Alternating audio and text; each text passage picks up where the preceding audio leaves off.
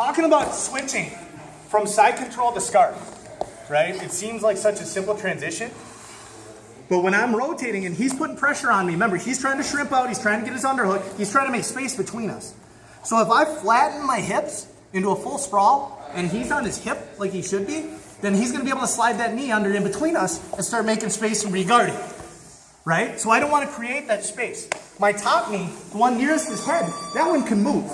But as soon as my back leg flattens, I create space between us that he can start trying to use his hips and his knees to get in between. Make sense? So when I'm switching to scarf from here, remember my butt's down, my knees are wide, keeps me low to the ground.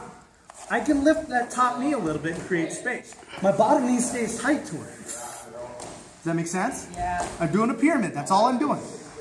Right? And then when I want to come back to it, I'm going to roll over the top instead of lifting up where that leg has to come back. And again, I'm creating space for him to put his knee into. Yeah, and now I got to deal with this. Make sense? So that warm-up we do at the beginning of class, where we do a pyramid and we roll over, right? We imagine when we're doing it that we're taking somebody's back, right? They sprawled out on me, I'm peeking out and I'm spinning to their back. But that's essentially what we're doing here too, right? I'm sitting out, I do my pyramid to take the pressure off my neck, and then that roll over leg, I roll back up on top of it. Staying up high enough where his knee can't get to me. Make sense? Yeah.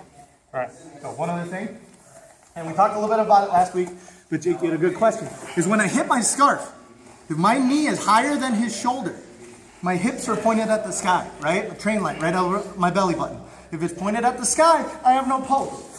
And he's going to be able to knock me over. Very, very embarrassing. Okay? I've done the research. Okay? So when I sit through, I want my butt to stay behind me. So as I pyramid, that knee comes through, and then I scoot my hips back. See? So my train light's pointing forward. My chest is pointing at him. That allows me to keep that pressure that you're asking about. Make sense? Yeah. Yeah? All right, so I got my foot behind me, I got my butt behind me. So if he sits up into me, I can drop that leg, right? If he tries to shrimp out, I can stay connected. And I'm framing his shoulders and his hips. Control is all about the shoulders and the hips. If he gets up onto his side, then he's attacking. Yep, now my butt's on the ground, and I have to scramble with it. I've got to adjust my position.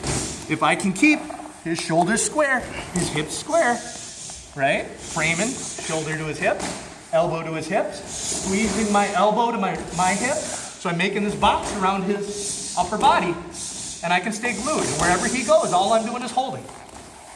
And I ride with it. Let him trip. Okay, you can't turn his shoulders. And then when I'm ready, I can come back to my side. That again. Cool? And I go back and forth. Let him scramble as much as he wants. Questions? Good? All right. So, we'll move on now. So we got to our nice high side control here. Right? He's starting to frame. My elbow goes to the other side. I think about what I'm going to do after a submissive pull. Right? Then I start attacking that Americana. He doesn't like that.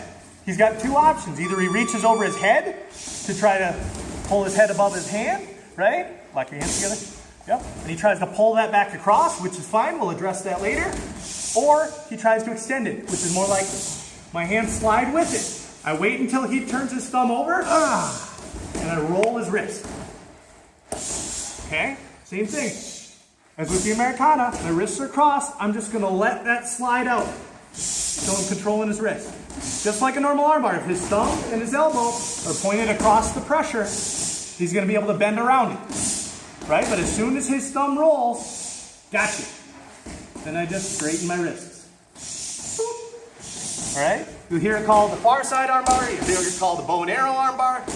Okay? Call it a straight armbar. It's like the pendulum sweep. There's 19 different names for it. Some people will just say, that armbar, you know, the armbar. Obviously. That one. That one. The one. You know, with the guy in the place and the things with the stuff. So I attack my Americana.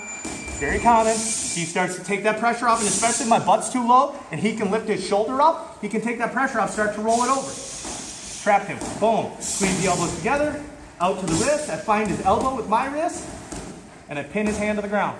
And then I just straighten my wrist. Keeping My opposite wrist strong. My butt stays down, still a heavy chest. I want to pin his shoulder as much as possible.